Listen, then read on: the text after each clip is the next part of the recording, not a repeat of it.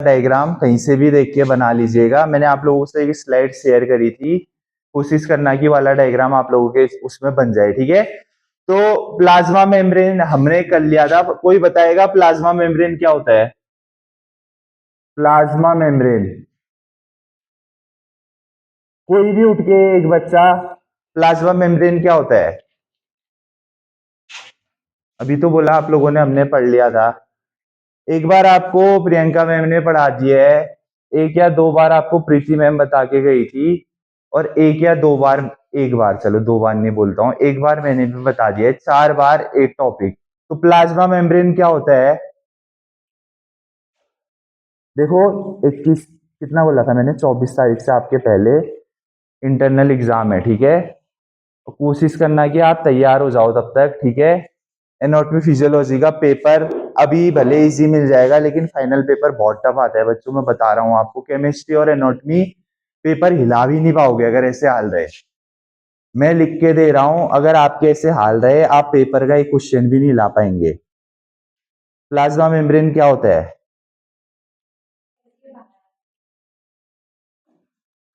ठीक है,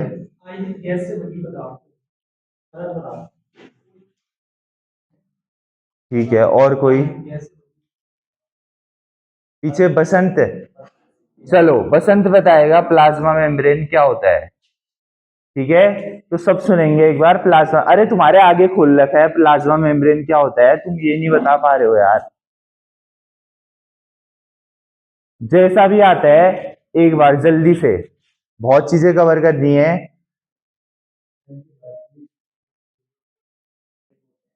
ठीक है,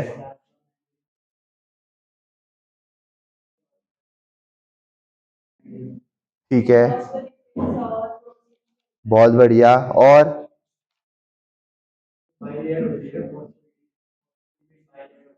ठीक है, हाँ, फॉस्फोलिपिड और प्रोटीन से मिलके बनती है। प्लाज्मा मेम्ब्रेन को सेल मेम्ब्रेन भी कहा जाता है, ठीक है। आपके सेल की बाहर की झिल्ली पतली सी, उसे हम प्लाज्मा मेम्ब्रेन कहते हैं, ठीक है। प्लाज्मा मेम्ब्रेन का आपके सामने एक डायग्राम है, चलो वीडियो भी बैठ जाओ बसंत। देखो, अगर क्लास होगी तो क्वेश्चन भी होंगे, चाहे आपके मुझसे हो या मेरे आपसे हो, ठीक है। ये तरीका हर क्लास में रहेगा, जिसे नहीं पसंद वो क्लास से बाहर जा सकता है, कोई दिक्कत नहीं है। खुद नोट्स बनाओ, जैसे भी करना करो, ठीक है। एक चीज 10 बार रिपीट नहीं हो सकती। 1 महीना हो गया और सेल खत्म नहीं हुआ है।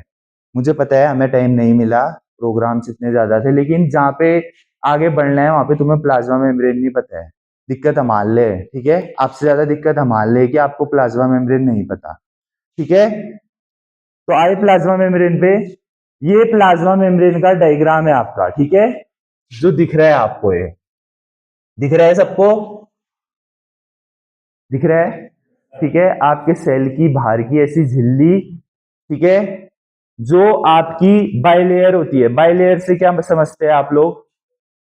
2 लेयर से मिलके बनती है। अगर आप देखेंगे तो एक लेयर जो प्रोटीन्स है, नीले कलर के जितने भी चीज आपको दिख रही है, वीडियो शुरू है क्या? ठीक है, नीले कलर के आपको जितने भी दिख रहे हैं, ठीक है, जिससे कार्बोहाइड्रेट अटैच है, एक, ठीक है, जो आपके नीचे सतह पे है, ये और ये जो बीच पे है, ये सब आपके क्या है? प्रोटीन्स है, ठीक है। अब ये कैसे रिस्पॉन्सिबल होते हैं इस पे बनने में, कोई बताएगा? प्लाज्मा मेम्ब्रेन में देखो क्या लिखा है बच्चों, अगर आप चाहो तो इससे दो दो लाइन थे वो आपके लिए और इजी काम कर देते, लिख सकते, जो जितने भी पॉइंट आपको समझ में आएंगे, ठीक है। सबसे पहले लिखा है plasma membrane separates inner environment of cell from extracellular fluid. कहने का मतलब, मैं आपको एक सीधा सा एग्जांपल बताता हूं। ये क्लासरूम है एक, ठीक है, क्लासरूम है। क्लासरूम के अंदर आप डिफरेंट ऑर्गेनेल्स है सेल के, ठीक है, कोई माइटोकॉन्ड्रिया है, कोई गोल्जी एपरेटस है, डिफरेंट डिफरेंट आप टाइप्स है। अपने को एक एग्जांपल मान लीजिए, एक टाइप है आप सेल के अंदर के, ठीक है। अब कोई एक्सटर्नल इन्वायरमेंट है बाहर का, बाहर पे गेम्स चल रहा है, ठीक है, अंदर पे आपकी पढ़ाई चल रही है। मान लीजिए मैं जस्ट बाहर पे नहीं बोल रहा, थोड़ा नीचे पे स्पोर्ट चल रहा है यहाँ पे को, ये मेम्ब्रेन नहीं बनी है।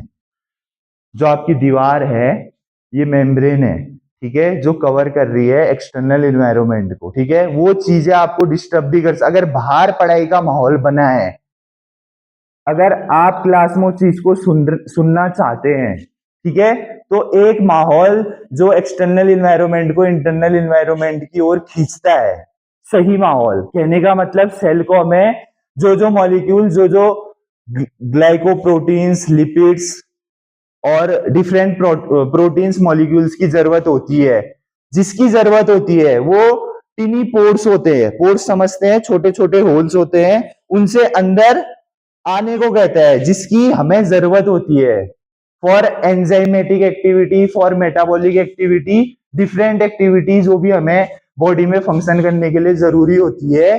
जब प्लाज्मा मेम्ब्रेन के टिनी पोर्स बोलते हैं कि हाँ भाई प्रोटीन तेरी जरूरत है, तू ही अंदर आएगा, दूसरे की नहीं है, वो बाहर रहेगा।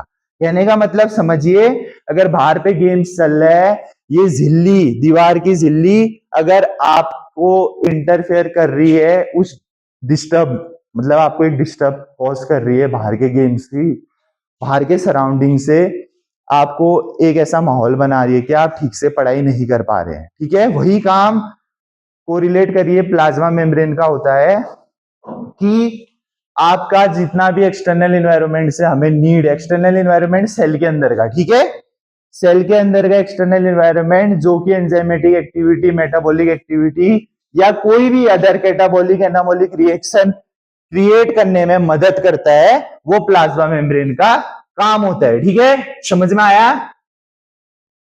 समझ में आया?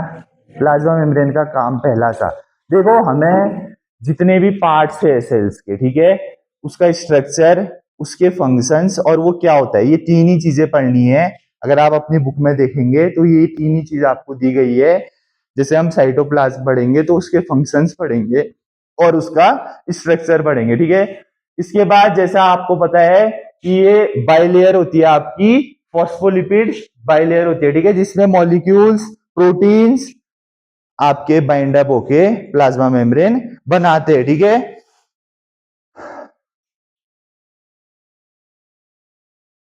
अब देखो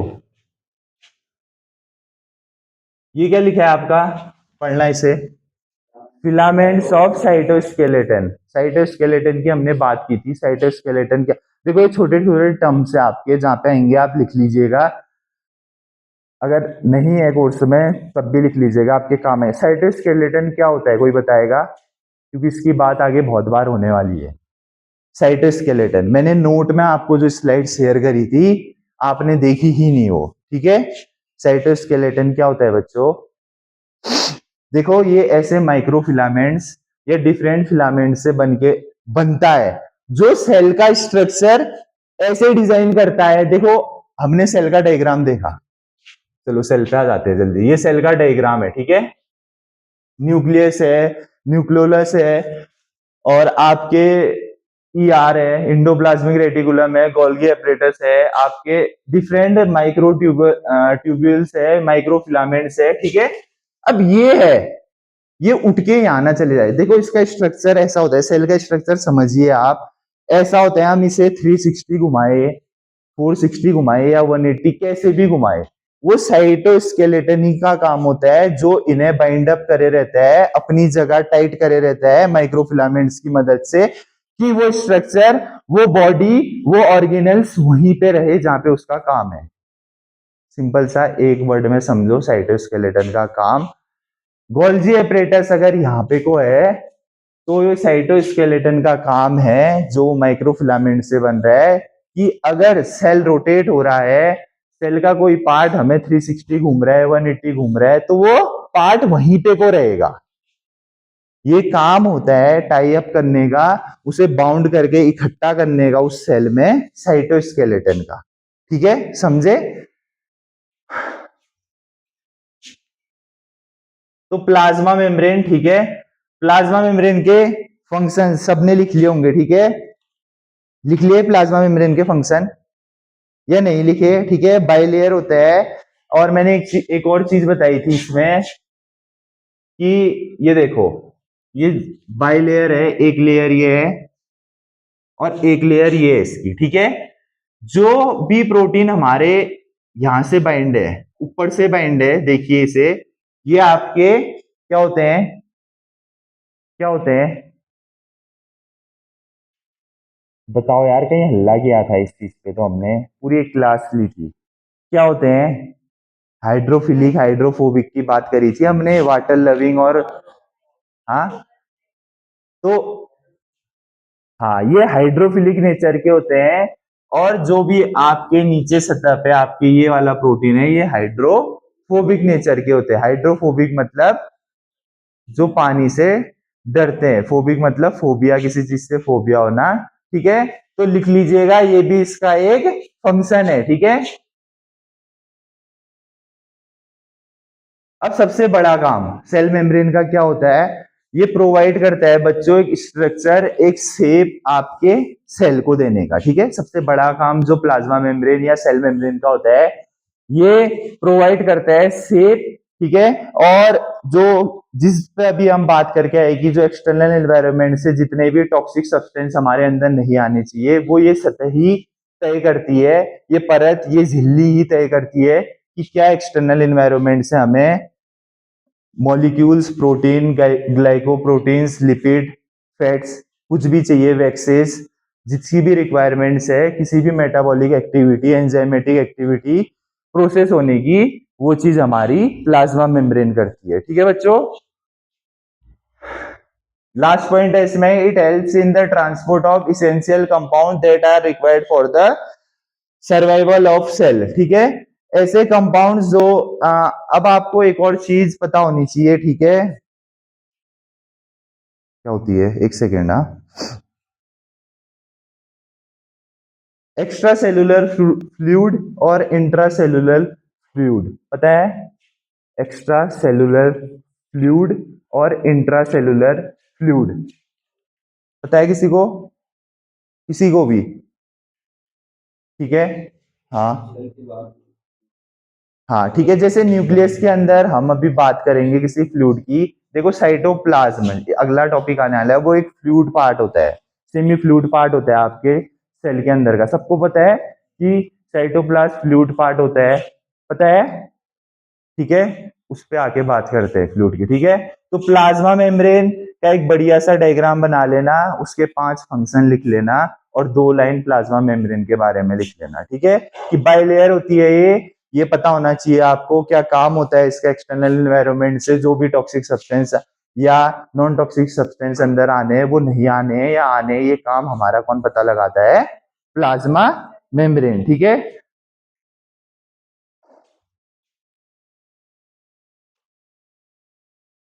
ठीक है, अब आते हैं साइटोप्लाज्म में, ठीक है। इसमें चीजें ऊपर नीचे दी गई है, न्यूक्लियस आ गया, हाँ है, साइटोप्लाज्म ऊपर चले गया,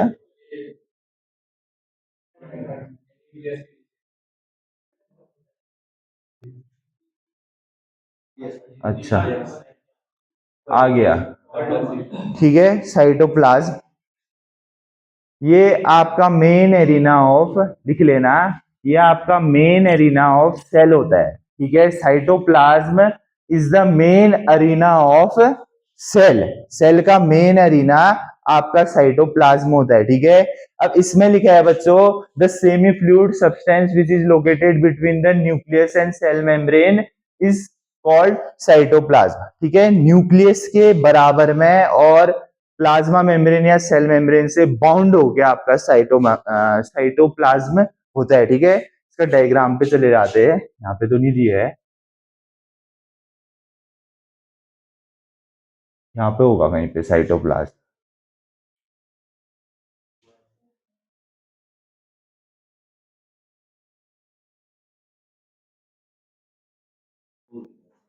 ठीक है। ये वाला एरिया बच्चों, ठीक है, जितना भी फ्लूइड एरिया दिख रहा है आपको, ये येलो वाला साइटोसोल अभी बताऊंगा, साइटोसोल इज अ सब पार्ट ऑफ साइटोप्लाज्म, ठीक है। साइटोसोल एक ऐसा पार्ट होता है साइटोसोल का जो कि 70% of fluid, 70% of water soluble जितने भी आपके बायोमोलिक्यूल्स लिपिड, प्रोटीन या आपके ग्लाइकोप्रोटीन एडजस्ट होंगे हमारे साइटोप्लाज्म में, वो साइटोसोल ही उसे कंज्यूम करेगा। ठीक है, कहने का मतलब साइटोसोल एक सब पार्ट है आपका साइटोप्लाज्म का। ठीक है, तो ये जितना भी आपका फ्लूइड पार्ट दिख रहा है, ये तो आपकी एंडोप्लाज्मिक रेटिकुलम है। ठीक है, ये माइटोकॉन्ड्रिया है, और जितना भी यहां से हमें येलो वाला पार्ट दिख रहा है, फ्लूइड वाला पार्ट, ठीक है, आपके उसमें किसी दूसरे कलर से डिजाइन करा होगा, लेकिन मेरी बात समझिए कि ये फ्लूइड पार्ट ऑफ सेल होता है। ठीक है, फ्लूइड पार्ट ऑफ सेल होता है जहां पे आपकी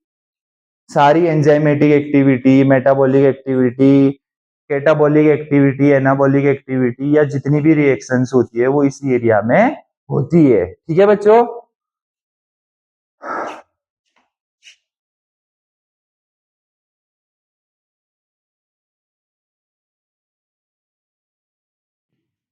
अब देखो इसमें लिखा है, इसके स्ट्रक्चर की बात करते हैं, स्ट्रक्चर ऑफ साइटोप्लाज्म। ठीक है, structure of cytoplasm, cytoplasm consist of 3 main unit, जिसमें पहला सबसे पार्ट है आपका साइटोसोल। ठीक है, साइटोसोल की हमने बात करी कि जितना भी फ्लूइड पोर्शन होता है, सेमी फ्लूइड पोर्शन होता है आपका साइटोसोल साइटोप्लाज्म के अंदर, इसमें 70% ऑफ वाटर सोल्यूबल एजेंट आपके कंसिस्ट होते हैं, 70%। ठीक है, 30% आपका different molecules, lipid, protein, fats, ठीक है, जितने भी और चीजें वो होती है, लेकिन 70% इसमें आपका लिख लीजिएगा, कहीं पे साइटोसोल लिखोगे तो ब्रैकेट में लिख लीजिएगा 70% ऑफ वाटर कंटेंट। ठीक है, फिर डिफरेंट ऑर्गेनल्स होते हैं आपके, जैसे कि गोल्जी बॉडीज या गोल्जी कॉम्प्लेक्स या गोल्जी एपरेटस, एक ही को बोलते हैं, ये तीनों एक ही के नाम है, गोल्जी बॉडी, गोल्जी कॉम्प्लेक्स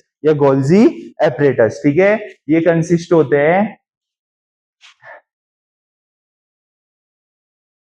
ठीक है, लिखा है बच्चों नीचे सेकंड लाइन में लिखना, cytosol is a gel like substance in which other organelles remain suspended, it occupies about 70% of cell volume. ठीक है, ये सेल वॉल्यूम आपका वाटर है, इस सेल वॉल्यूम आपका जो लिख रखा है इसमें, ये कंसिस्ट है 70% ऑफ वाटर का। ठीक है, जितना भी हमारा सेमी फ्लूइड पार्ट होता है साइटोप्लाज्म में, वो साइटोसोल कंसिस्ट करता है 70%। ठीक है, cytoplasm is a mixture of cytoskeleton filaments, dissolve molecules and water. ठीक है, साइटोस्केलेटन जैसा मैंने बताया कि माइक्रोफिलामेंट से बनके ये बनता है, माइक्रोफिलामेंट से बनता है साइटोस्केलेटन। लिख लेना कहीं पे, को साइटोस्केलेटन पूछा जा सकता है आप लोगों से कि साइटोस्केलेटन क्या होता है। ठीक है, तो साइटोस्केलेटन माइक्रोफिलामेंट्स आपके, साइटोस्केलेटन फिलामेंट्स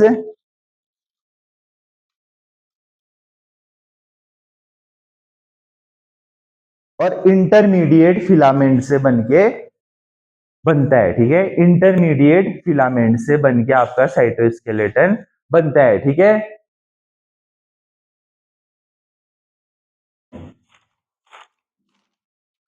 तो देखो इसके अब तुमने साइटोप्लाज्म का डायग्राम बनाया है कॉपी में, किसी ने बनाया है, बुक है किसी के पास?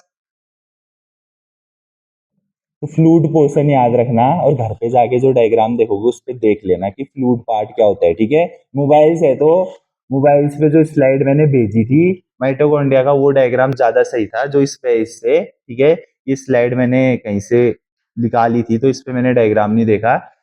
तो आप लोग देखना, जो स्लाइड जिसके पास भी फोन है वो फोन पे देख सकता है, जो उसमें फ्लूइड पार्ट है आपका, देख लो, फ्लूइड पार्ट है, क्योंकि चीजें यहीं पे आप लोगों की कवर होनी चाहिए। फ्लूइड पार्ट है वो आपका साइटोप्लाज्म है। ठीक है, और जितनी भी मेटाबॉलिक एक्टिविटी होती है, दूसरा मेन काम इसका लिख लेना बच्चों। ठीक है, यहाँ पे जो भी लिखा है ये तो लिखते रहना, जितनी चीजें समझ में आएगी। जो मेन काम है, जितनी भी मेटाबॉलिक एक्टिविटी होती है वो साइटोप्लाज्म के अंदर ही होती है।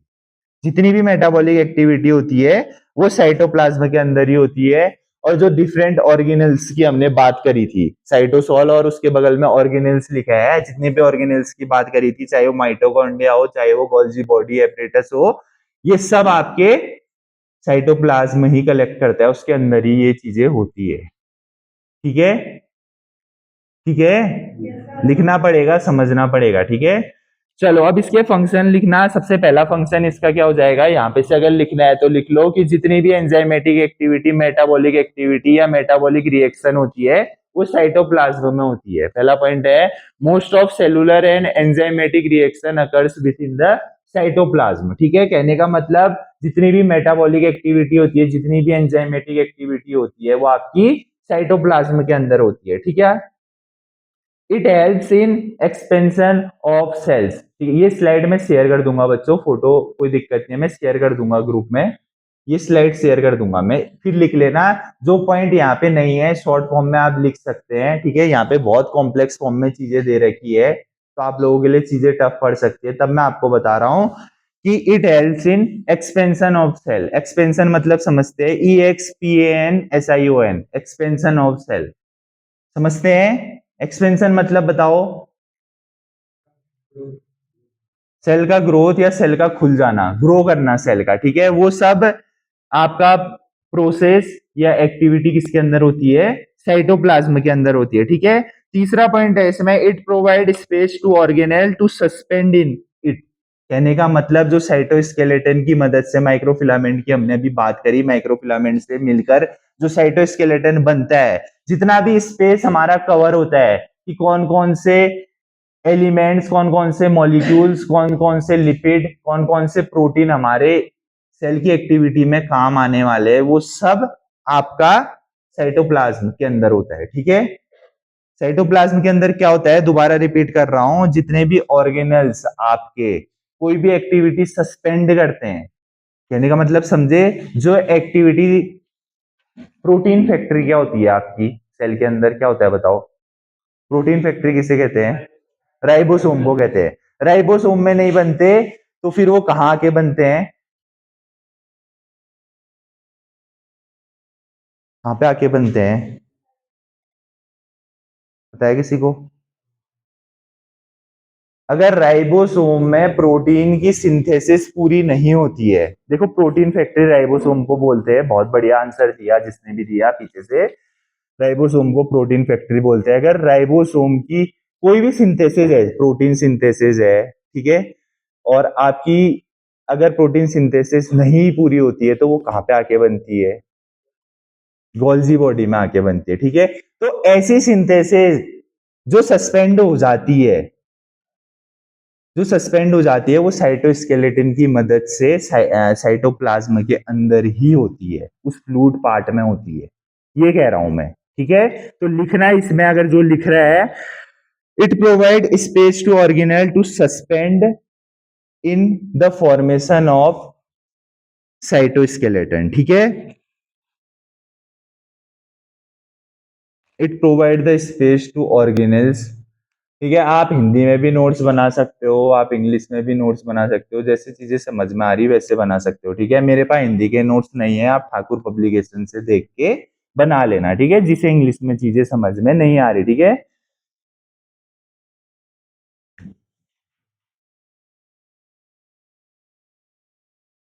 स्लाइड में एक दिक्कत है कि चौक और मार्कर की बड़ी जरूरत पड़ रही है। अब मैं आपको एक्स्ट्रा सेलुलर फ्लूइड और इंट्रा सेलुलर फ्लूइड बताता, ठीक है, क्योंकि फिर इसके बाद वो चीजें, लेकिन वो बताई कहाँ पे जाए आपकी, कहाँ पे बनेगा, चलो छोड़ो, चलो छोड़ो इसे। ठीक है, ये है आपका बोर्ड आज का। ठीक है, देखना, सब ध्यान से देखना, बड़ा बड़ा, कोई बात नहीं, छोड़ो। ये सेल की झिल्लियां हैं। ठीक है, झिल्लियां कहने का मतलब मेम्ब्रेन। क्या हुआ, दिख रही है बड़ी बड़ी? ठीक है, देखो ये वाला जो पार्ट है बाहर का, बाहर का जो पार्ट है, ये क्या है, एक्स्ट्रा सेलुलर फ्लूइड है बाहर का। ठीक है, एक्स्ट्रा सेलुलर फ्लूइड, ECF। ठीक है, और जहां पे कंबाइंड है, जहां पे बाइंड अप हो रही है, जितना भी ये एरिया है हमारा, ठीक है, ये क्या है आपका इंट्रासेलुलर फ्लूइड। ठीक है, तो ये ध्यान देना, जहां जहां पे को आएगा, अभी न्यूक्लियस में ये फ्लूइड अच्छे से आएगा, साइटोप्लाज्म का डायग्राम अगर देखेंगे तो वहां पे भी ये आएगा। ठीक है, इंट्रासेलुलर एक्स्ट्रा सेलुलर फ्लूइड बहुत जगह पूछा जाता है क्या होता है करके। ठीक है, तो साइटोप्लाज्म, न्यूक्लियस, इन सब में जितना फ्लूइड होता है हमारा, फ्लूइड पार्ट होता है, सेमी फ्लूइड पार्ट होता है, जहाँ पे मेटाबॉलिक एक्टिविटी, एंजाइमेटिक एक्टिविटी, जितने वर्डों का टर्म का यूज हो रहा है ये आपके बहुत काम आने वाले हैं। एंजाइमेटिक एक्टिविटी, मेटाबॉलिक एक्टिविटी, ठीक है, जितनी भी रिएक्शन है, कैटाबॉलिक, एनाबॉलिक, जितनी भी रिएक्शन है आपकी, ये सब। अब ठीक है, मैंने कैटाबॉलिक और एनाबॉलिक रिएक्शंस भी आप लोगों को बताई थी, लिखी भी है आप लोगों ने शायद। कोई बताएगा क्या होती है कैटाबॉलिक और एनाबॉलिक रिएक्शन? हाँ, क्या होती है? हाँ, कॉम्प्लेक्स फॉर्म में बनती है, कॉम्प्लेक्स मॉलिक्यूल्स में बनती है। बहुत बढ़िया, छोटी चीज मतलब कॉम्प्लेक्स मॉलिक्यूल्स बोल सकते हैं। हाँ ठीक है, बिल्कुल, वो आपके एनाबॉलिज एक्टिविटी है, एनाबॉलिक एक्टिविटी होती है। बहुत बढ़िया। और कैटाबॉलिक एक्टिविटी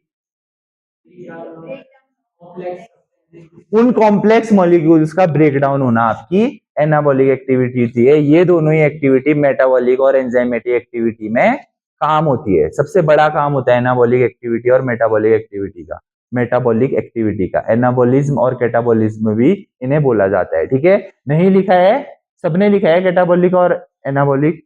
लिखा है आप लोगों ने? मैंने लिखाया था, जिसने नहीं लिखा वो लिख लेना। Breakdown of complex molecule catabolic होता है आपका। ठीक है, कहने का मतलब जब ब्रेकडाउन होते हैं आपके लार्ज कॉम्प्लेक्स स्मॉल कॉम्प्लेक्स में और वो रिलीज करते हैं एनर्जी, वो आपके क्या होते हैं? कैटाबॉलिज्म होते हैं या कैटाबॉलिक एक्टिविटी के अंदर आते हैं। ठीक है, और जो पीछे से बसंत ने बोला कि कॉम्प्लेक्स का सिंथेसिस ऑफ कॉम्प्लेक्स मॉलिक्यूल्स, वो आपका एनाबॉलिक एक्टिविटी या एनाबॉलिज्म होता है। ठीक है, लिख लेना कहीं पे कोई छोटा सा।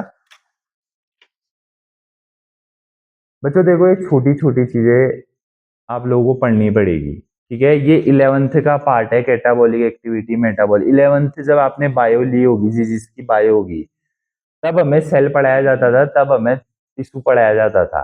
अब हाँ, 9th क्लास में, उससे भी छोटे में। ठीक है, नहीं एक ब्रॉड तरीके से या कॉम्प्लेक्स फॉर्म में सेल आपका 11th में आया, जहां तक मुझे पता है। मेरी भी बायो नहीं थी, लेकिन जो कॉम्प्लेक्स फॉर्म में आपका सेल आया वो 11th में आया। कि 11th में आपको वो चीजें अभी आगे आप पढ़ ले हो, तो छोटी छोटी चीजें आपको ध्यान देनी पड़ेगी। ठीक है, तो लिख लेना फिर भी एनाबॉलिक और कैटाबॉलिक एक्टिविटी हर जगह पे काम आने वाली है। ठीक है,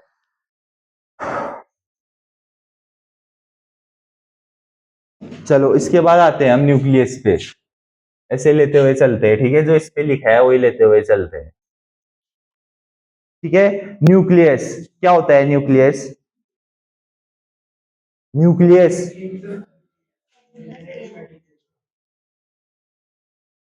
यहीं देख के बता दो क्या होता है न्यूक्लियस।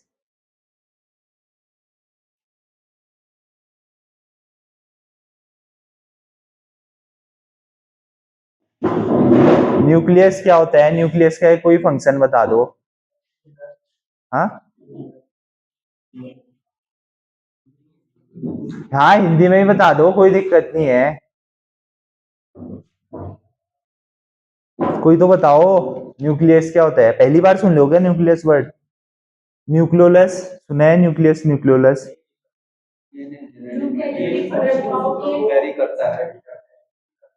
ठीक है, और पीछे से मानसी भी बोल रही है कुछ। हाँ बहुत बढ़िया, ये सबसे अच्छी चीज बोली कि यूकैरियोटिक सेल में ही पाया जाता है आपका न्यूक्लियस। ठीक है, तो ये सबसे पहला पॉइंट है आपका nucleus. Nucleus is found in eukaryotic cell. ठीक है, लिख लेना। जहां पे भी न्यूक्लियस की बात आएगी वहां पे आप सबसे पहले लिखोगे nucleus is found in eukaryotic cell. ठीक है, साइटोस्केलेटन लिख दिया है, लिखाना है?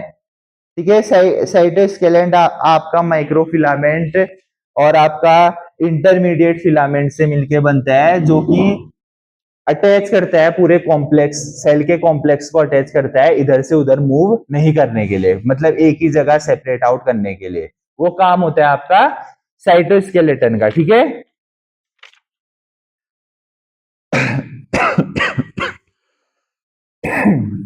यूकैरियोटिक सेल में न्यूक्लियस पाया जाता है। बाकी चीजें आप यहाँ पे देख लो। ठीक है, जो चीजें यहाँ से कॉम्प्लेक्स है वो यहाँ से लिखो, जो चीजें नहीं है वो यहाँ से समझो शॉर्ट शॉर्ट में। ठीक है, तुम्हें कॉम्प्लेक्स बताने का मुझे इतना फायदा लग नहीं रहा, क्योंकि न्यूक्लियस ही नहीं पता है क्या होता है। ठीक है, तो सबसे पहले लिखना, यूकैरियोटिक सेल में पाया जाता है ब्रेन ऑफ सेल, न्यूक्लियस को कहते हैं। जो हिंदी में लिख रहा है हिंदी में लिखना, जो अंग्रेजी में लिख रहा है अंग्रेजी में लिखना। इस दो ही लैंग्वेज है आप लोगों की, ठीक है। इसके अलावा मत लिखना पहाड़ी वाड़ी में कोई, ठीक है। लिखना it is A double membrane, ये डबल मेम्ब्रेन होता है आपका, ठीक है। शॉर्ट शॉर्ट पॉइंटों में बड़ा बड़ा मैटर आपका बनवाते हैं, ठीक है। यहाँ पे मत देखो, ये बहुत कॉम्प्लेक्स चीजें उठा के लाया हूं मैं आप लोगों के लिए, ठीक है। तो सबसे पहले लिखना ब्रेन ऑफ सेल इसे कहा जाता है, यूकैरियोटिक सेल में ये पाया जाता है। तीसरा लिखना it is a double membrane, it is a double membrane, ठीक है। डबल मेम्ब्रेन ये होता है, ठीक है। अब न्यूक्लियस का आपको डायग्राम दिख रहा होगा, ठीक है।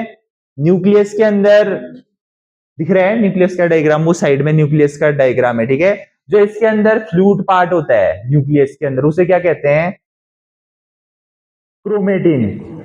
नीचे लिखा है जो फ्लूइड पार्ट होता है आपका न्यूक्लियस के अंदर, उसे हम क्रोमेटिन कहते हैं, ठीक है। और जिस चीज से, जिस मेम्ब्रेन की, डबल मेम्ब्रेन की हमने बात करी, जिससे वो ढका रहता है, उसे हम क्या कहते हैं? न्यूक्लियर एनवलप, ठीक है। ये बहुत जरूरी चीज है, इसे लिख लेना।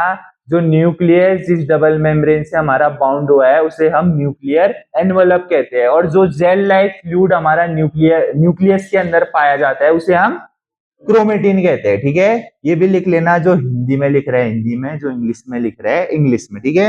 अब सबसे मेन काम न्यूक्लियस का, ठीक है। It contain DNA. ये क्या कंटेन करता है? डीएनए। डीएनए क्या होता है? Genetic material. ये तो पता है मुझे कुछ। डीएनए का क्या काम होता है? ये कैसे जीन होता है ना? डीएनए एक जीन होता है। बहुत बढ़िया, ठीक है, बहुत बढ़िया। जो एक जनरेशन से दूसरे जनरेशन में ट्रांसफर होता है, जीन, ठीक है। कि इसके बाल इसकी शकल इसके पापा की तरह है, या इसकी शकल इसकी मम्मी की तरह है, वो जीन हमारे, ठीक है,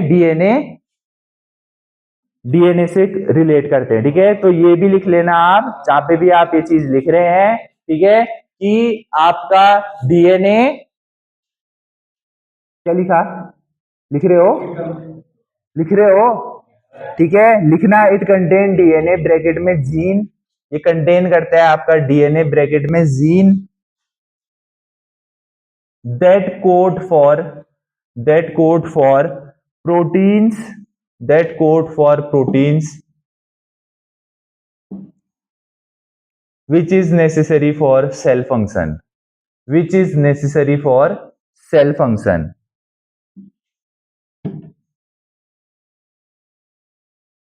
ठीक है। अगला पॉइंट लिखना, the genetic material that ultimately, the genetic material that ultimately controls all cell process, the genetic material that ultimately controls all cell process,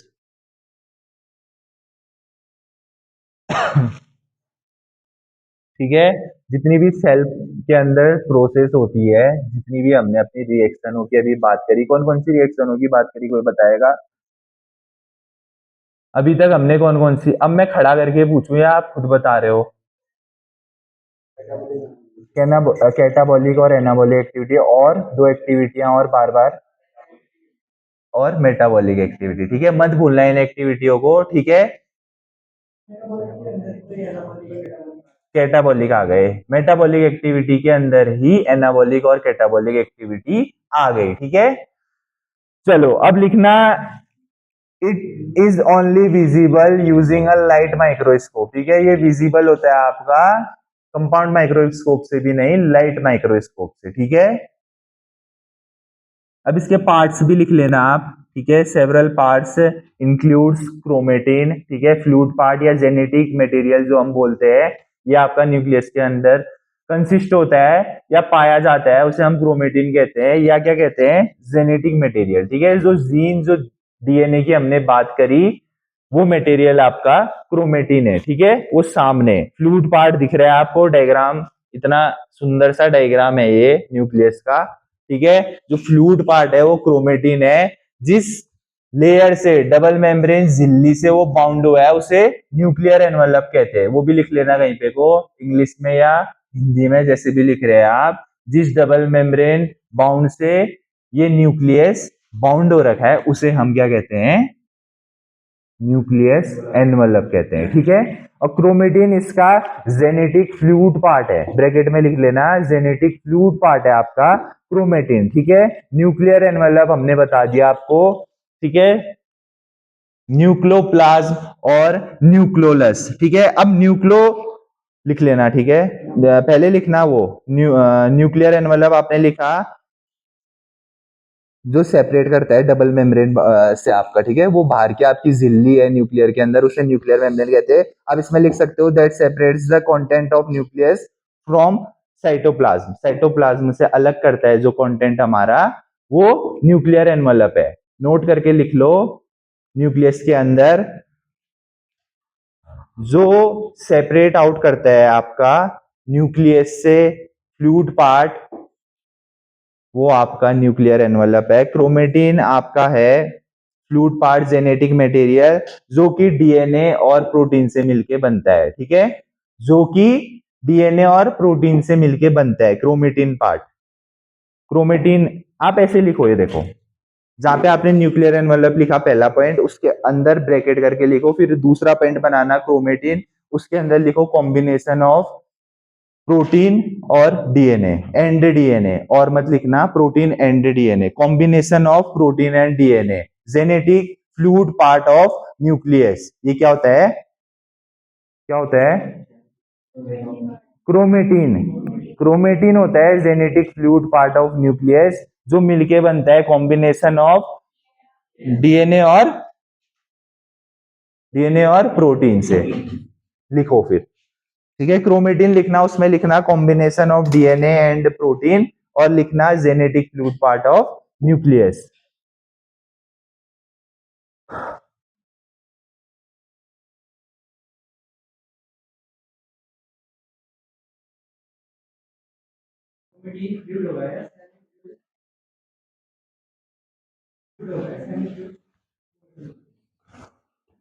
chromate ये देखो, ये तो आपके क्रोमोसोम्स है। ठीक है, जो एक्स एक्स एक्स वाइज है सेमी फ्लूइड होगा, क्रोमेटिन आपका सेमी फ्लूइड होगा, जो कि प्रोटीन और डीएनए से मिलके बनेगा। ठीक है, semi fluid part of nucleus होगा। न्यूक्लियोलस क्या होता है, आप न्यूक्लियोलस भी लिख लेना, लिखा है आपका लास्ट में न्यूक्लियोलस। न्यूक्लियोलस ठीक है, आपका ऐसा सब पार्ट, ठीक है, लिखना अ सब पार्ट ऑफ न्यूक्लियस। न्यूक्लियोलस ये वाला पार्ट, ठीक है, ये वाला अ सब पार्ट ऑफ न्यूक्लियस और अ रीजन इनसाइड, न्यूक्लियस। ठीक है, ऐसा रीजन जो न्यूक्लियस के इनसाइड अंदर प्रेजेंट होता है, वो न्यूक्लियोलस होता है। ठीक है, अब इसका काम, एक फंक्शन लिख लेना इसका न्यूक्लियोलस का, it helps in assembling ribosome, it helps in assembling ribosomes,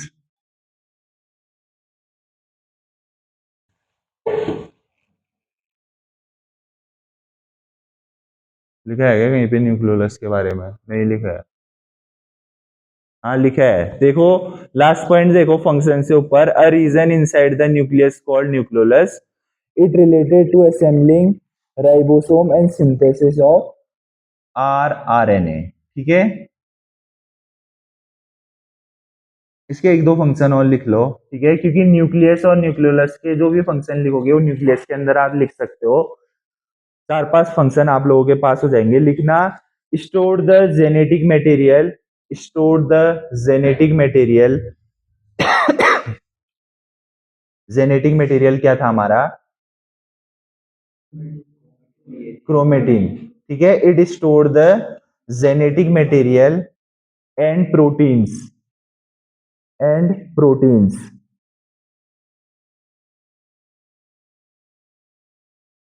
अब लिखना it controls the protein synthesis, it controls the protein synthesis, comma cell division, comma cell division, comma growth and differentiation, and differentiation. ठीक है, चलो अब जल्दी से लिखना ribosomes, ribosomes, ribosomes, RIBOSOMES, ribosomes, ठीक है। क्या होता है राइबोसोम्स?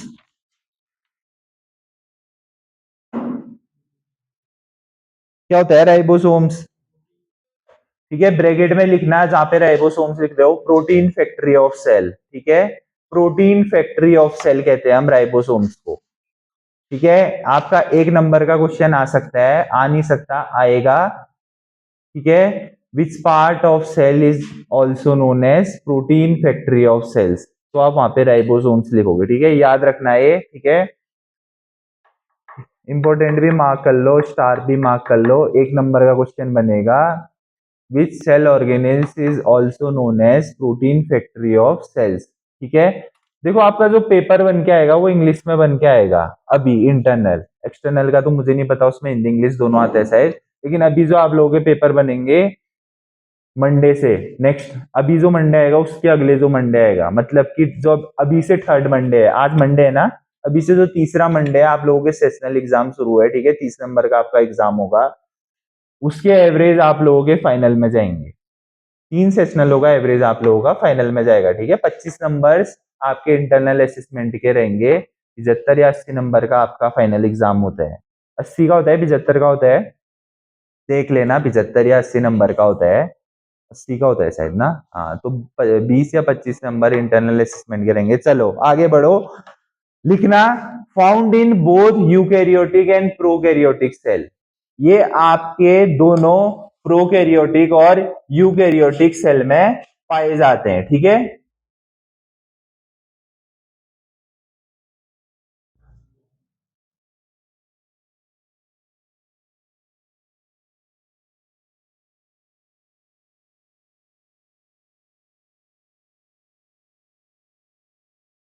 ये आ गया आपका राइबोसोम, ठीक है। अब लिखना है इसमें,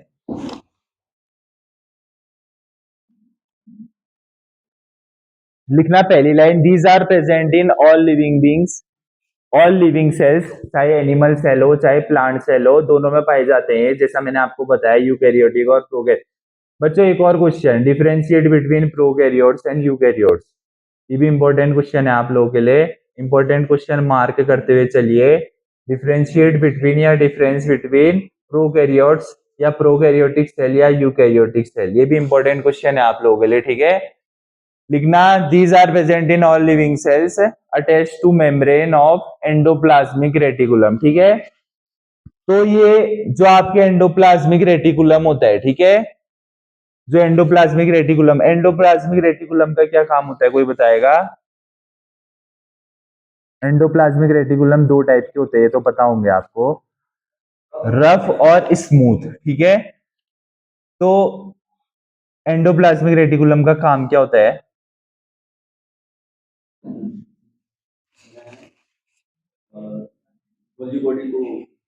गोल्जी बॉडी को, एक तो फाउंड होती है हमारी रफ एंडोप्लाज्मिक रेटिकुलम की जो साइड में गोल्जी बॉडी फाउंड होती है, वहीं पे वो बनती है हमारी, उससे अटैच रहता है, सॉरी फाउंड नहीं, अटैच रहता है, हाँ।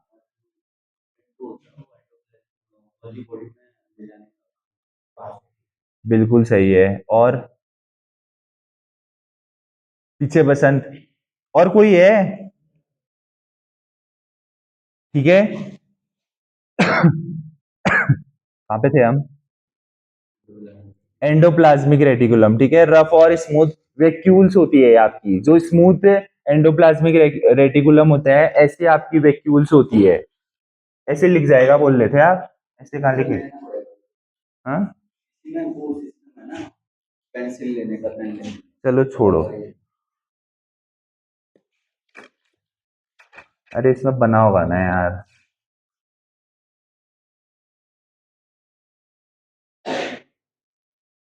ये तो गोल्जी बॉडी है।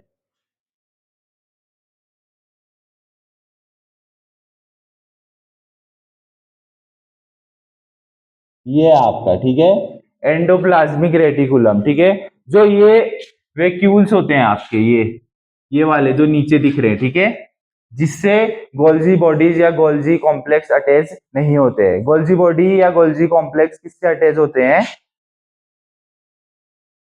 अरे स्मूथ से नहीं होंगे तो किससे होंगे? रफ एंडोप्लाज्मिक रेटिकुलम से होंगे, ठीक है। तो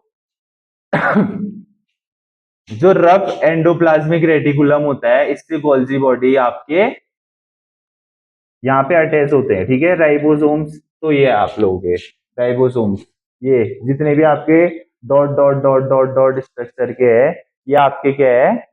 राइबोसोम्स है, ठीक है। और इससे जो अटैच होती है, ठीक है, इस पे दिखाया तो नहीं है अभी, जो ऊपर का सेल का पूरा डायग्राम है उस पे Golgi bodies rough endoplasmic reticulum से अटैच्ड होती है, ठीक है। और स्मूथ एंडोप्लाज्मिक रेटिकुलम का काम होता है आपका, जो भी एक्स्ट्रा सेलुलर फ्लूइड होता है, एक्स्ट्रा सेलुलर फ्लूइड होता है हमारा, ठीक है, उसे ट्रांसपोर्ट और इंपोर्ट करने का काम होता है। एक्स्ट्रा सेलुलर और इंट्रा सेलुलर फ्लूइड के लिए ट्रांसपोर्ट और इंपोर्ट करने का काम होता है। जो इसमें वैक्यूल्स बने आपके पाइप शेप के जो आपको दिख रहे हैं, वो एक्स्ट्रा सेलुलर और इंट्रा सेलुलर फ्लूइड को ट्रांसपोर्ट करता है अंदर और बाहर, ठीक है। तो हम क्या लिख रहे थे? हम वो लिख रहे थे, राइबोसोम्स लिख रहे थे, ठीक है। ये रहा यूकैरियोटिक, इसमें यूकैरियोटिक लिखा है, लेकिन आप लोग लिखना कि यूकैरियोटिक और प्रोकैरियोटिक दोनों सेल में पाया जाता है, ठीक है। कहने का मतलब लिविंग सेल आपके, चाहे वो प्लांट सेल हो, एनिमल सेल हो, ठीक है, ह्यूमन सेल हो, कोई भी सेल हो, उसमें ये पाया जाता है। लिख लिया? इसके बाद लिखना है इसमें, ठीक है, formation done in cell nucleolus, formation done in cell nucleolus, cell nucleolus के अंदर इसकी फॉर्मेशन बनाई जाती है। यार एक बार वो वाला कर दो यार, इसमें जो तुम बोल रहे हो। आओ।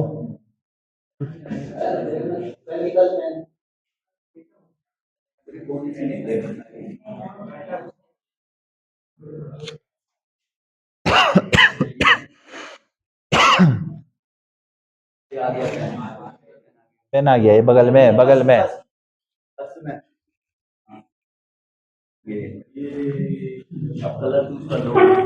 कोई भी कर दो। बदल रहा है। हाँ हाँ, अरे इसी से बना लेंगे, कोई दिक्कत नहीं, ठीक है। बस बस, सही है सही है। ये रेस कहाँ से होगी? ये है ब्रश। नहीं नहीं, ये क्लीन भी है, पूरा पूरा साफ हो जाएगा, अंडू के लिए ये होगा। चलो ठीक है। देखना है एक चीज, जो आप लोगों का क्या कहते हैं, राइबोसोम है, ठीक है, इसमें long chain of amino acid बनती है। कोई बताएगा long chain of amino acid को क्या बोलते हैं हम? पीछे बसंत चुप रहना और आगे गोवर्धन जी चुप रहना, अगर आपको बताया। और कोई? Long chain of amino acid is known as,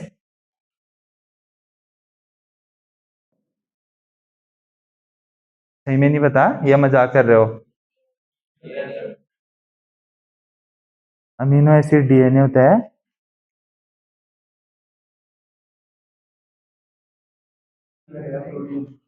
protein. Long chain of amino acid protein बनाता है, ठीक है। चलो कोई बात नहीं, ठीक है। देखो, ये आपकी एक सब यूनिट है, ये आपकी नीचे दूसरी सब यूनिट है, ठीक है। यहाँ पे को आपकी छोटी छोटी चेन्स बनती है, किसकी? अमीनो एसिड की। अमीनो एसिड लिख लेना है ये बच्चों, अगर नहीं पता। अब यार ये पूरा ही मिट जाएगा। चेन है आए, चेन ऑफ, कोई बात नहीं, समझ में आ रहा है ना, चेन है, chain of amino acid is known as protein, लिख लेना। ये छोटी छोटी चेन बनी है हमारी, ये आपस में लिंक्ड होती है, ठीक है। जो हमारी किससे बनती है? अरे हटना भाई। आरएनए से, ठीक है।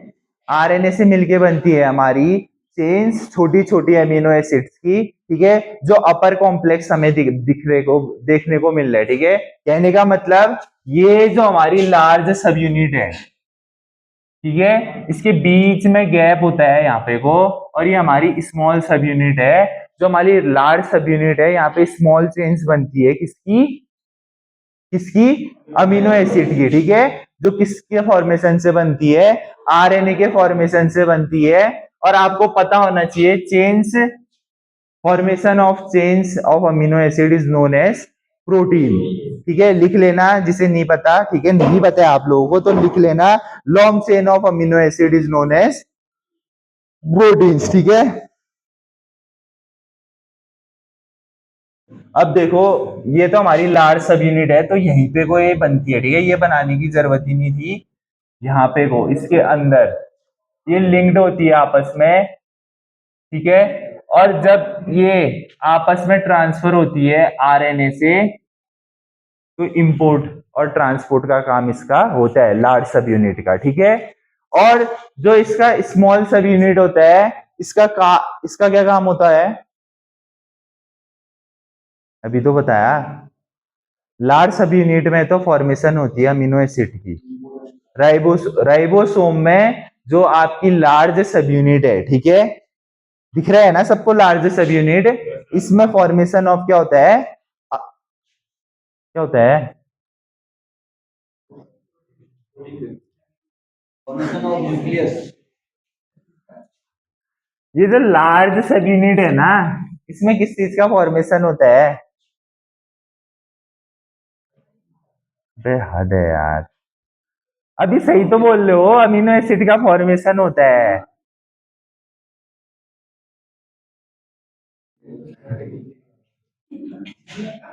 चलो कोई बात नहीं, ठीक है, जो लार्ज सब यूनिट है इसमें अमीनो एसिड का फॉर्मेशन होता है। जो स्मॉल सब यूनिट्स आपको दिख रही है नीचे, इसका काम होता है इंपोर्ट और एक्सपोर्ट करने का, transfer of import and export करने का, लिख लेना इसमें। ठीक है बच्चों, तुम एक काम करो, 5 फंक्शन लिखो, 5 पॉइंट और टॉपिक खत्म करो। ठीक है, ज्यादा डीप मत घुसो, तुम्हें बहुत दिक्कत होगी, मैं कसम खा रहा हूं। ठीक है, बहुत दिक्कत होने वाली है तुम्हें। बेसिक समझ रहे हो कि अमीनो एसिड से क्या मिलके बनता है, मतलब यार सच में 10 या 9 में पढ़ा होगा ये पढ़ा होगा बसंत, या 10 या 9 में। ठीक है, 11 में तुमने सेल ब्रॉड पढ़ा, वो बात अलग है, पढ़ा नहीं पढ़ा, लेकिन 9 में बहुत अच्छे से याद है, 9 में ही बताया जाता था कि अमीनो एसिड से हमारा मिलके प्रोटीन बनता है। ठीक है, चाहे आप हिंदी मीडियम के हो या इंग्लिश मीडियम के हो, सबकी बुक में लिखा रहता है। ठीक है, तो चीजें बहुत दिक्कत रहेगी, इधर तो बिल्कुल देखो मत अभी। ठीक है, 5 फंक्शन लिखो, स्ट्रक्चर के 3-4 पॉइंट लिखो, एक स्ट्रक्चर बनाओ और कहानी खत्म करो। खत्म मतलब खत्म। एनाटॉमी बहुत टफ पड़ेगी, बहुत हद से, अभी तो सिस्टम में घुसे ही नहीं हो।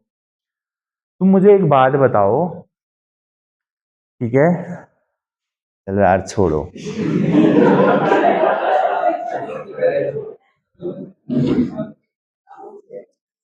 लिखना लिखना, क्या लिखा आपने, राइबोसोम में कितने पॉइंट लिखे, अरे यार मैं तुम्हें 10 बार बोल रहा हूँ कि लार्ज सब यूनिट में अमीनो एसिड की चेन बन रही है, और तुम 10वीं बार में भी सोच रहे हो कि हम क्या बोले, गलत तो नहीं बोल रहे। अरे गलत बोल दोगे कोई दिक्कत होगी, तुम्हारी तो बैचमेट्स है, सुधारेंगे ना उस चीज को। मुझे कौन सा सब चीजें पता है ना, मैं भी तो सुधार करता हूँ उसमें कि यार नहीं पता तो पता होनी चाहिए करके, वही तो सीखना है तुम्हें यहाँ पे को। गलत कह रहा हूँ तो बोला करो भाई, ऐसे लगता है कि मतलब सच में फिर। ठीक है, अभी चलो कोई नहीं, इस बात को खत्म करते हैं, कोई दिक्कत नहीं है। राइबोसोम में लिखना आप, फॉर्मेशन डन इन न्यूक्लियोलस। ठीक है, जो राइबोसोम की फॉर्मेशन होती है वो न्यूक्लियोलस के अंदर, कहने का मतलब न्यूक्लियस के अंदर बनती है हमारी। ठीक है, किस किस किन 2 माध्यमों के उससे बनती है, अभी हम क्या पढ़ के आए थे पीछे, न्यूक्लियस जहां पे लिखा है किससे मिलके बन रहा था न्यूक्लियस, किससे मिलके बन रहा था, कॉपी देखो अपनी सब, डीएनए और प्रोटीन से मिलके, डीएनए और प्रोटीन से मिलके न्यूक्लियस बन रहा था। तो वही फॉर्मेशन मेड अप करती है हमारी, डन होती है, बनती है न्यूक्लियोलस के अंदर डीएनए और प्रोटीन एंड प्रोटीन के माध्यम से। ठीक है, तो लिख लेना, formation done in cell nucleolus, comma लगा के लिखना, it is made up by protein and DNA. ठीक है। अब आपने इसमें देखा कि लिखना ribosome is consist of 2 units, ये कुछ मत लिखना आप लोग, ठीक है। ये कुछ नहीं है आप लोगों के लिए, बकवास है ये सब चीज जो आप लोग आगे देख रहे हो, ठीक है। कुछ मत लिखना है, सच में दिमाग खराब हो जाएगा आप लोगों का। लिखो जो मैं बता रहा हूं वो लिखो। It is consist of 2 units, पहली लिखना लार्ज सब यूनिट्स, दूसरी लिखना स्मॉल सब यूनिट्स, ठीक है। लिखना ribosome is made up of 2 सब यूनिट्स, पहला लिखना लार्ज सब यूनिट, दूसरा लिखना स्मॉल सब यूनिट्स, ठीक है। अब इसके बारे में भी लिखने की जरूरत नहीं है, ये आपको किस शेप का दिख रहा है लार्ज सब यूनिट, ये है डोम शेप्ड का, ब्रैकेट में लिख देना dome shaped, DOME dome shaped, ठीक है। और आपको स्मॉल शेप्ड, ये जो स्मॉल सब यूनिट है किस शेप की लग रही है, cap shaped, cap CAP cap shaped, ठीक है।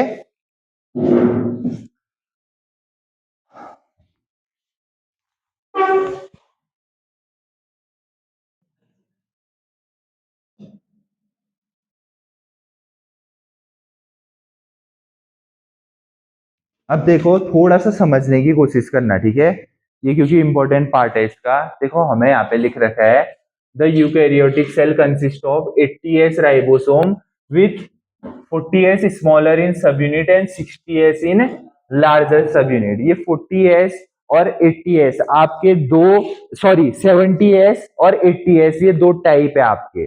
लिखना टाइप्स ऑफ राइबोसोम्स, पहला लिखना 70S, दूसरा लिखना 80S। ये प्रोकैरियोट्स में होता है, प्रोकैरियोटिक सेल्स में होता है ये, और ये यूकैरियोटिक सेल्स में होता है। स्पेलिंग आती है या बतानी है, ठीक है। प्रोकैरियोटिक सेल्स में 70S होता है और 80S होता है। अब बात करते हैं कि यूकैरियोटिक सेल्स कंटेन 80S, इस 80S का मतलब क्या है। अब नीचे क्या लिख रखा है देखो, विथ 40S इसमें पाया जाता है बोल रहा है ये, और 60S इसमें पाया जाता है। ये तो 100 हो गया, आप बोलोगे ना, काउंट कर रहे हो गया आप मन ही मन में, तो 100 हो गया। ऐसा नहीं होता है बच्चों, ठीक है। इनमें ऐसी एक्टिविटीज होती है, ठीक है। ये इसकी एक्टिविटीज, ये 40S 80S 60S 70S ये एक्टिविटीज के टाइप है खाली, ठीक है। हमें इसे काउंट नहीं करना है कि 60s में 40s में, ठीक है। बस यूकैरियोट्स में जो 40S हमारा स्मॉलर सब यूनिट में होता है और 60S हमारा लार्जर उसमें होता है। बस आपको ये याद रखना है कि हमारा जितनी भी फॉर्मेशन होती है यूकैरियोटिक सेल में, फॉर्मेशन, ठीक है, जो भी फॉर्मेशन हमारी होती है यूकैरियोटिक सेल में, वो लार्जर में हमारी 60S होती है और स्मॉलर पार्ट में 40S होती है, जो कि कंबाइंड होके दोनों हमारी कितनी बनाती है, 80S बनाती है, ठीक है। बस इतना याद रखना। और इसी का, नहीं नहीं नहीं नहीं, ये 40S यार बस टाइप है, पार्ट है हमारा, सब यूनिट नहीं है, वो नाम है, ठीक है। यूकैरियोटिक के अंदर हमारा 80S बोलते हैं और प्रोकैरियोटिक के अंदर हमारा 70S बोलते हैं, सब यूनिट नहीं है वो टाइप्स है हमारे, टाइप्स है 70S और 80S। 70S हमारा प्रोकैरियोटिक सेल में, 80S हमारा यूकैरियोटिक सेल में। बस इतना सा याद रखना, जो मैकेनिज्म है इसका, वो मैकेनिज्म स्मॉलर में हमारा जो एक्टिविटी होती है उसमें 40S होता है और ऊपर 60S होता है, जो कंबाइंड होके 80S बनाता है, 100 नहीं 80S बनाता है कंबाइंड होके, ठीक है। जब 70S होता है तो 50 हमारा लार्जर यूनिट में होता है और स्मॉलर यूनिट में हमारा 30 होता है, ठीक है। ये हमारे क्या है, राइबोसोम्स के टाइप है, ठीक है, मैकेनिज्म। अब इसके मैकेनिज्म की बात करते हैं, लिखना mechanism of ribosome, mechanism of ribosome. क्या मैकेनिज्म से क्या समझते हैं आप? किसी भी चीज का मैकेनिज्म क्या होता है? मैकेनिज्म मतलब क्या होता है? कोई भी एक बताना। कार्य प्रणाली, बहुत बढ़िया जिसने भी बोला, ठीक है, कि वो कैसे काम करता है, ठीक है।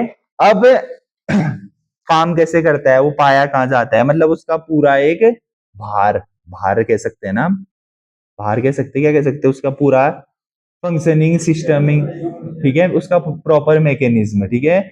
तो मैकेनिज्म राइबोसोम का क्या होगा? सबसे पहले वो कहाँ पे पाया जाता है? अभी तो बताया, अभी तो बताया, लिखा भी होगा आपने कॉपियों में, कहाँ पाया जाता है? ठीक है, वहां ये पाया जाता है। ये सेल के किस एरिना में पाया जाता है? सेल के किस पार्ट में पाया जाता है? साइटोप्लाज्म।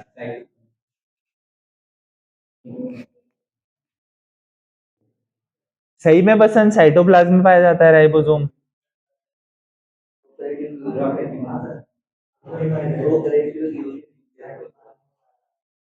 हाँ, आपने क्या बोला? ये टाइप्स हो गए, प्रोकैरियोट्स और यूकैरियोट्स, ये इसके टाइप्स हो गए, जो 70s और 80s हम लिख के आए, ठीक है। इसका मैकेनिज्म लिखना बच्चों। It is formed in nucleolus. अभी तो बात करके आए थे कि ये न्यूक्लियोलस में बनता है, ठीक है। It is formed in nucleolus.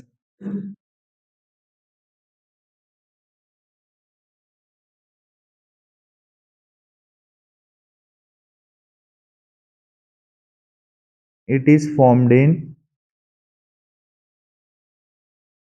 Nucleolus. हाँ, असेंबली ऑफ राइबोसोम। और ये असेंबल होता है या अटैच्ड होता है हमारा राइबोसोम से, ठीक है। ये अटैच्ड होता है, लिखना अगला पॉइंट लिखना, mature ribosomes attached with endoplasmic reticulum. Mature ribosome attached with mature ribosome attached with endoplasmic reticulum, and it forms a protein, and it forms a protein.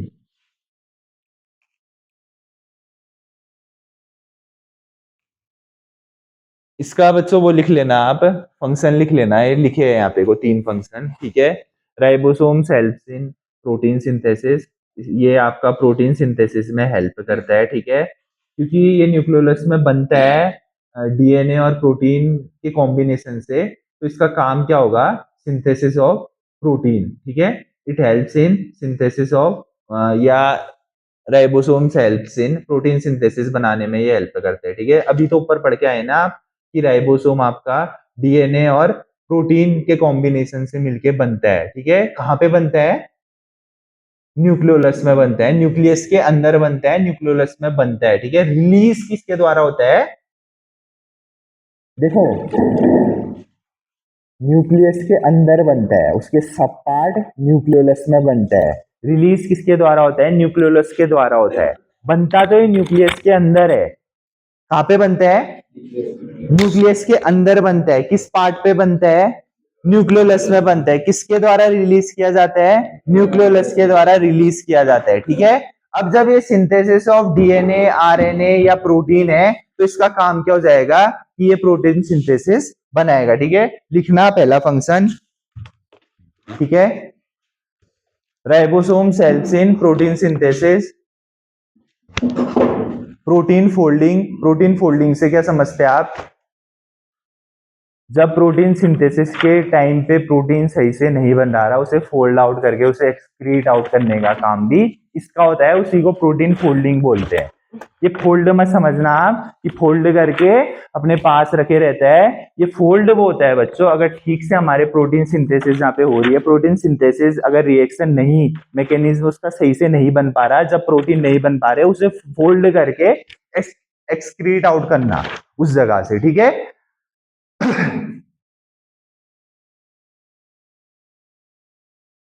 दो ही पॉइंट लिखना। तीन आपके मैकेनिज्म हो गए, ठीक है। दो इसके सब यूनिट हो गए आपके, लार्ज सब यूनिट्स और स्मॉल सब यूनिट, ठीक है, जिसमें आपने लिखा डोम शेप्ड और कैप शेप्ड के होते हैं। टाइप्स आपने लिख दिए 70s और 80s। 70s आपका प्रोकैरियोट्स में पाया जाता है और 80s आपका यूकैरियोट्स में पाया जाता है, ठीक है। टाइम कितना हो रहा है? 11:30 हो गया। चलो ठीक है, एक सेकेंड रुकना।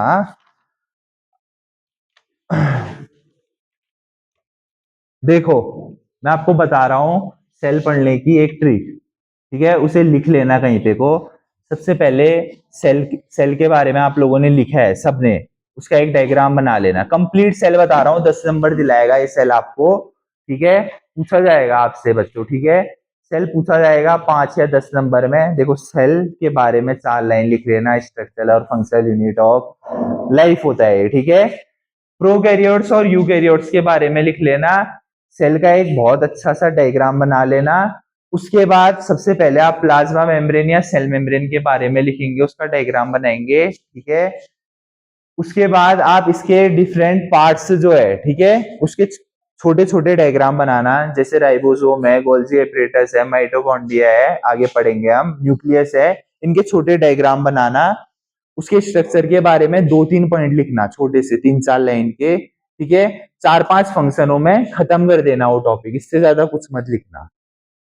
समझ गए क्या क्या लिखना है, ठीक है। और कल, ठीक है, कल नहीं है अब आपकी क्लास, कल आपकी उसकी क्लास है शायद, मतलब एनाटॉमी की नहीं, एनाटॉमी की क्लास है, ठीक है।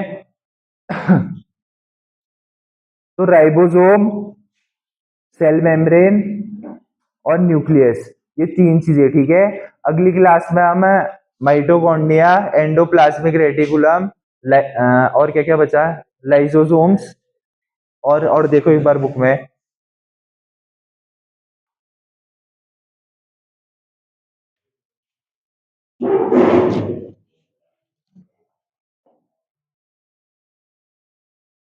साइटोप्लाज्म में सबने लिखा मेन एरिना ऑफ सेल होता है, फ्लूइड पार्ट ऑफ सेल होता है, लिखा है ना साइटोप्लाज्म में।